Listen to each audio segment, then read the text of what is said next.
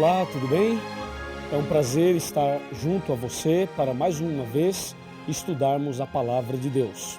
O tema de hoje é a Bíblia Sagrada e o Grande Conflito. Aqui em João 17, versículo 17, está escrito assim, santifica-os na verdade, a tua palavra é a verdade. Lá em Salmo 119, versículo 105, está escrito, lâmpada para os meus pés é a tua palavra e luz para os meus caminhos. Portanto, quem estuda a Bíblia é iluminado. Tem uma luz especial, a luz da verdade. Acontece o seguinte, a Bíblia Sagrada é um livro que tem 66 livros, 66 pequenos livros, sendo 39 no Velho Testamento, 27 no Novo. A Bíblia tem 1.189 capítulos e 31.102 versículos. Ela foi escrita por aproximadamente 40 pessoas em um período de 1.600 anos aproximadamente. Foi escrita em hebraico, aramaico e grego e já foi traduzida em mais de 1.500 línguas e dialetos. O autor da Bíblia é Deus e o personagem central da Bíblia é Jesus Cristo. Assim, você tem alguma informação a mais a respeito da Bíblia Sagrada. Acontece que a Bíblia Sagrada é a palavra de Deus e Satanás não gosta da palavra de Deus. Esse problema podemos detectar logo no começo, lá no livro de Gênesis. Em Gênesis capítulo 2, versos de 15 a 17, Deus disse a Adão e Eva, no dia em que comeres desse fruto, certamente morrerás. E lá em Gênesis 3, verso 4, Satanás usando a serpente disse, pode comer, que certamente não morrerás. Você percebeu que a palavra de Deus era, certamente morrerás. E a palavra torcida de Satanás foi, certamente não morrerás. Ou seja, Satanás acrescentou um não à palavra de Deus.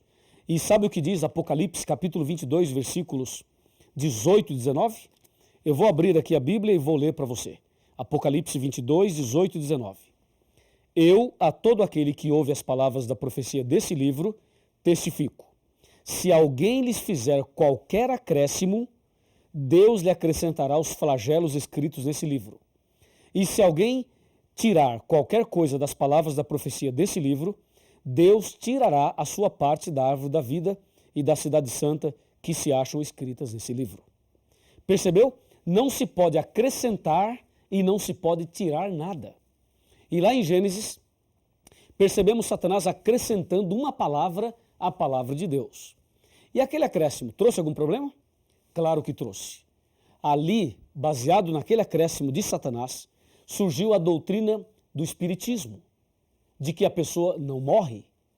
E isto tem trazido dificuldades hoje para muita gente, e hoje um dos temas mais debatidos é o tema da morte. Para onde a pessoa vai depois que ela morre? Vai para o céu? Vai para o inferno? Vai para o purgatório? Vai para o mundo dos espíritos? Vai para o seio de Abraão? Vai para o cemitério? Para onde vai? Fica flutuando? Reencarna? Não reencarna? E aí? Veja, toda essa questão que eu acabei de colocar foi despertada e foi colocada aí a partir daquele momento em que Satanás, usando uma cobra, disse a Adão e Eva, certamente não morrerás. Quando as pessoas acrescentam alguma coisa ou tiram alguma coisa da palavra de Deus, consequentemente, teremos problemas. Durante toda a história, Satanás sempre tentou mexer, mudar, atrapalhar a palavra de Deus. Nos nossos dias, podemos perceber a sutileza de Satanás ao tentar mexer na palavra de Deus. Vamos analisar isto com bastante carinho, com bastante atenção. Me acompanhe aqui no raciocínio desse ponto do tema. Hoje existem muitas versões da Bíblia, muitas traduções da Bíblia, não é verdade? Existem tantas versões que você pega um versículo e analisa em várias versões e, se não tomar cuidado, uma ou outra parece não traduzir corretamente aquele texto. Aquele texto do hebraico, ou do aramaico, ou da língua grega. E parece que alguns versículos ficam assim meio que no ar. Algumas pessoas tentam interpretar o versículo e aí complica mais ainda. Por exemplo, há algumas Bíblias aí que quando você pega Apocalipse 1, versículo 10, ali diz, fui arrebatado em espírito no dia do Senhor. Só fala isso, não diz mais nada. Aí algumas pessoas colocam no rodapé lá embaixo da Bíblia, dizendo: o dia do Senhor é o domingo. E já colocam ali o seu ponto de vista. Dessa forma, as pessoas começam a tentar mexer no texto sagrado. Isto não pode. Outras traduções tiram algumas palavras. Por exemplo, a tradução Novo Mundo. A tradução Novo Mundo da Sociedade Torre de Vigia, quando cita lá João capítulo 1, versos de 1 a 3, e diz: no princípio era o verbo estava com Deus e o verbo era Deus. Depois no verso 14 diz: e o verbo se fez carne e habitou entre nós. Aquele verbo é Jesus. E Jesus é apresentado em João como Deus Criador. Mas na Bíblia, a tradução Novo Mundo, está escrito assim, ó: no princípio era a palavra estava com Deus e a palavra era um Deus. Esse um entre colchetes e esse Deus com D minúsculo. Colocando Jesus como uma criatura e não como criador. Além de ser pecado isto, é uma blasfêmia e com isto há também o problema de mexer na palavra de Deus. E assim, existem outros casos que não temos agora condições e tempo para abordar todos eles. Você já pode perceber que Satanás está também lutando nesse grande conflito contra a palavra de Deus. E uma das coisas que o inimigo é especialista é tentar levar as pessoas a criarem uma falsa interpretação. Hoje, em nossos dias, existem cerca de 36 mil religiões do ramo cristão. E cada religião fala uma coisa. Cada religião tem uma doutrina, tem um pensamento. E por que existem tantas religiões e a cada dia surgem novas? Justamente porque as pessoas leem uma coisa e entendem outra. Ou porque o inimigo muitas vezes atrapalha a compreensão da pessoa da palavra de Deus. E por isso nós temos que tomar bastante cuidado e prestar muita atenção e ler a palavra de Deus sempre com muita oração. Se você pegar a Bíblia romana e a Bíblia João Ferreira de Almeida e fizer uma comparação, você irá perceber algumas coisas graves. Eu vou lhe mostrar algumas delas. Me acompanhe. Agora eu vou fazer uma análise rápida da Bíblia romana e também fazer uma comparação com a Bíblia João Ferreira de Almeida atualizada ou corrigida, tanto faz. Me acompanhe aqui. Na palavra de Deus, já disse, ela tem 66 livros, certo? Disse também que ela tem 1.189 capítulos, 31.102 versículos, 773.693 palavras e 3.566.480 letras. E vimos que a Bíblia está subdividida em 5 partes, foi o nosso primeiro estudo. Agora veja, a ira de Satanás contra a palavra de Deus levou ao seguinte problema, comparando a Bíblia romana com a Bíblia original. Na Bíblia original, nós sabemos, como eu já disse, existem 66 livros, mas a Bíblia romana tem 73 livros. Assim, podemos perceber a ira de Satanás mexendo na palavra de Deus. Como já vimos também, ele é especialista em mudar e torcer a palavra de Deus. Por exemplo, na Bíblia romana, existem 7 livros a mais. O primeiro livro é 1 Macabeus, depois 2 Macabeus, depois Tobias, em seguida Judite, depois Sabedoria, Eclesiástico e Baruque. Esses 7 livros são conhecidos como livros apócrifos, ou seja, livros ocultos. A palavra apócrifo aí vem do grego, que quer dizer oculto. Alguma coisa que não foi revelada por Deus. Então esses 7 livros aí aparecem a mais na Bíblia romana. E mais, no livro de Esther existe um acréscimo. E no livro de Daniel também existe um acréscimo. Assim, a Bíblia romana vai contra um princípio da própria Bíblia, que diz: nada deve ser acrescentado e nada deve ser tirado. Como você pode perceber, eles acrescentaram, enquanto em outras versões eles tiraram. Mas nós devemos manter fidelidade à palavra de Deus. E hoje, em nossos dias, muitas pessoas não aceitam certos pontos bíblicos porque dizem: isso está no Velho Testamento. Veja, as pessoas às vezes acham que pelo fato de estar no Velho Testamento não devem aceitar. Quantas e quantas pessoas dizem: eu não aceito isso nem aquilo porque está no Velho Testamento. Uma vez eu conversei com um pastor evangélico. E esse pastor me disse: olha, eu não aceito os 10 mandamentos porque isso se encontra no Velho Testamento. Eu perguntei, pastor, só porque está no Velho Testamento o senhor não aceita? Ele disse, sim. Se você me mostrar no Novo, eu aceito. Eu disse, eu vou lhe mostrar no Novo, mas antes quero lhe fazer uma pergunta. Na sua igreja o senhor pede dízimo? Ele falou, claro, o dízimo é sagrado.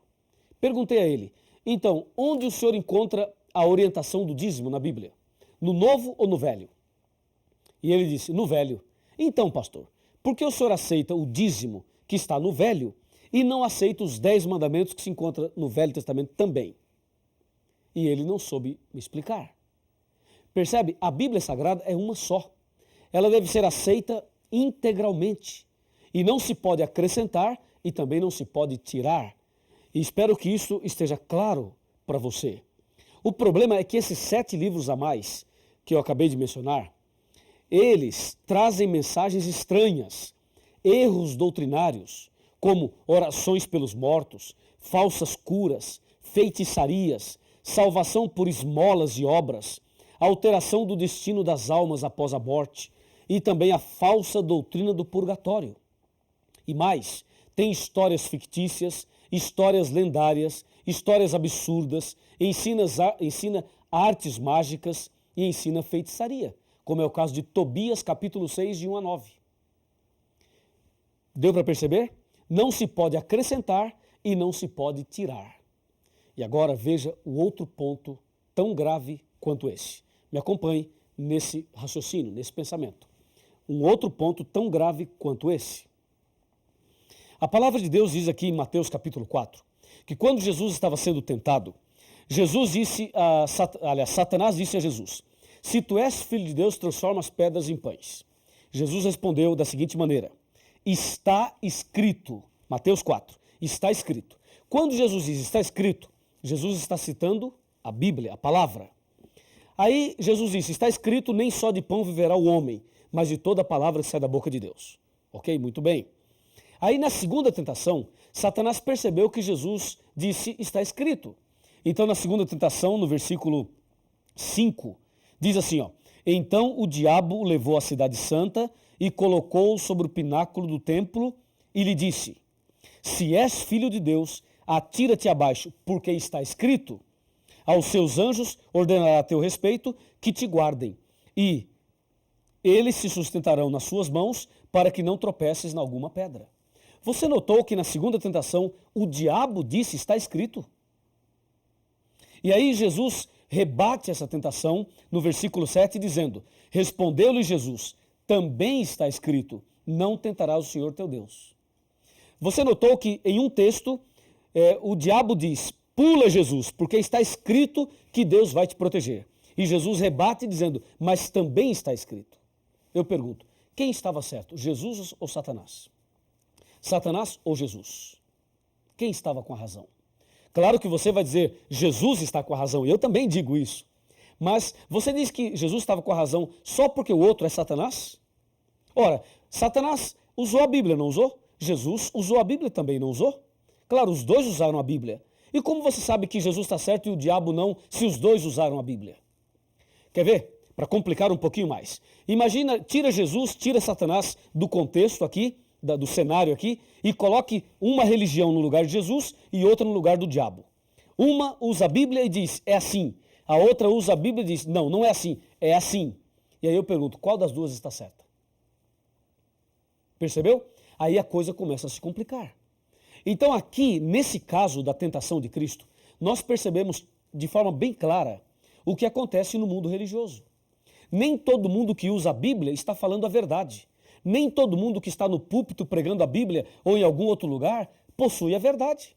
Você vê, o diabo usou a Bíblia e eu pergunto, ele estava certo? Não, não estava. Jesus usou a Bíblia e Jesus estava certo. A pergunta é, por que Jesus estava certo e o diabo não, se os dois usaram a Bíblia?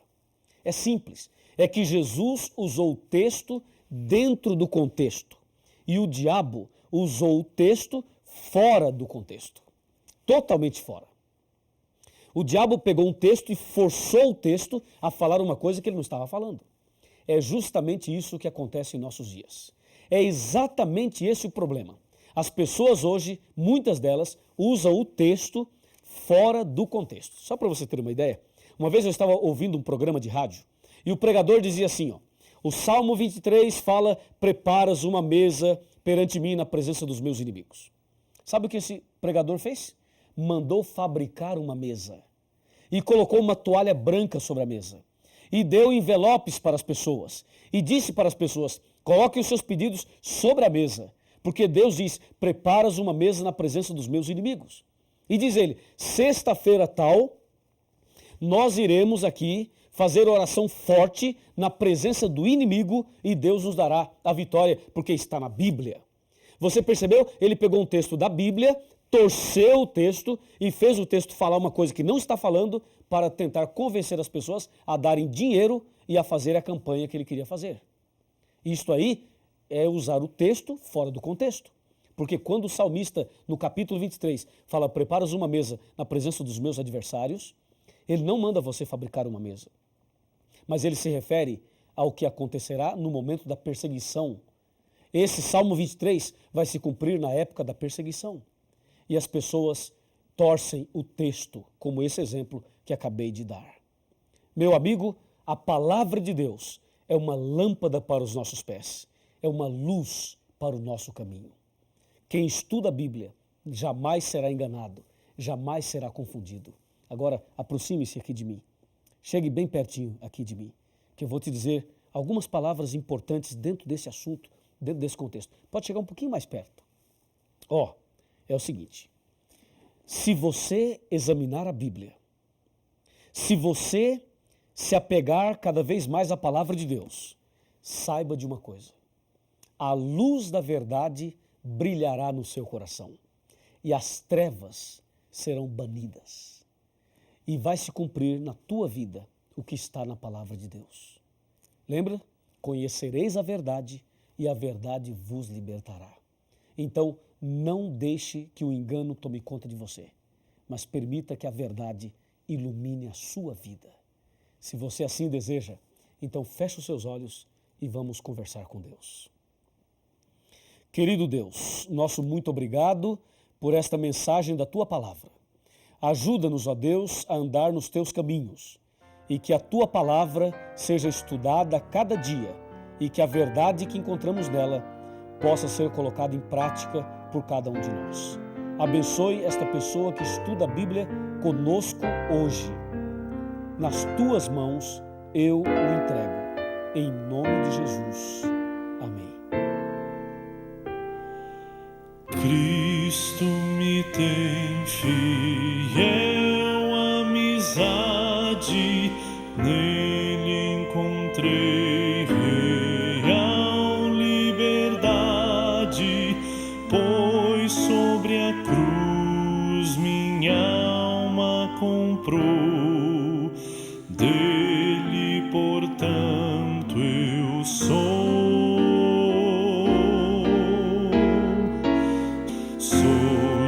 Jesus agora,